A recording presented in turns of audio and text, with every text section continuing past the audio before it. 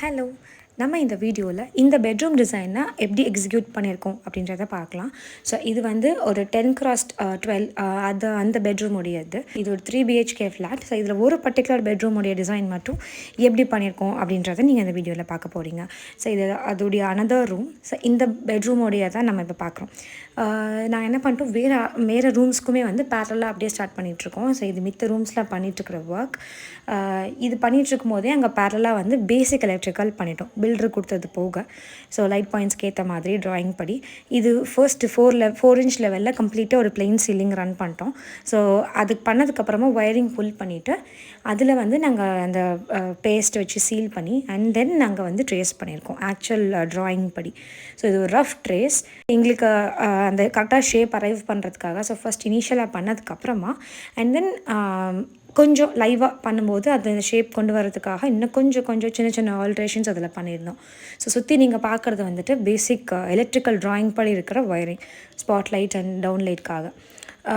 So இது வந்து actual அந்த இது படி நாங்கள் கொஞ்சம் ட்ரையல் அண்ட் எரர் மாதிரி 2-3 ஆப்ஷனுக்காக அதை 1 2 3ன்னு டிசைனை மார்க் பண்ணி வச்சுருந்தோம். ஸோ இது நீங்கள் பார்க்குறது வந்துட்டு ஆல்மோஸ்ட் எங்களுக்கு ஃபைனலாக இருக்கிற டிசைன். ஜஸ்ட் இது வந்து ட்ரையல் அண்ட் எரர் தான், ட்ராயிங் படி இமேஜ் படி அப்படியே நம்மளுக்கு வருதா அப்படின்ற மாதிரி. ஸோ அந்த ஷேப் ஓரளவுக்கு நம்ம ரஃபாக பார்த்ததுக்கப்புறம் இது எங்களுக்கு கன்க்ளூட் ஆகிருக்கு. ஸோ அந்த இதை ஃபைனல் பண்ணி நாங்கள் ஃப்ரேம் ஃபர்ஸ்ட் இனிஷியலாக பண்ணிட்டோம். ஸோ இது வந்து அந்த பேசிக் ஃப்ரேமிங். இதையுமே நாங்கள் வந்து லைக் பிளெயின் சீலிங்லேருந்து இன்னும் ஒரு 4 இன்ச் டவுன் பண்ணுறோம். ஸோ அதனால் ஒவ்வொரு இண்டிவிஜுவல் பீசஸ்க்கும் நாங்கள் எலக்ட்ரிக்கல் கொடுத்துருக்கோம். அதில் இண்டிவிஜுவல் பீசஸில் தனித்தனியாக லைட் எரியிற மாதிரி.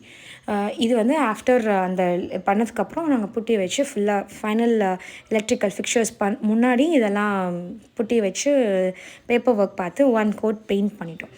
ஸோ பண்ணதுக்கப்புறமா உங்களுக்கு நீங்கள் அதில் பார்த்தீங்கன்னா அந்த ஒயர்ஸ் இருக்கும். அதுக்கப்புறமா நாங்கள் ஒவ்வொரு தனித்தனி டிசைனுக்கும் தனித்தனியாக லைட்ஸ் எரியிற மாதிரி இருக்கும்.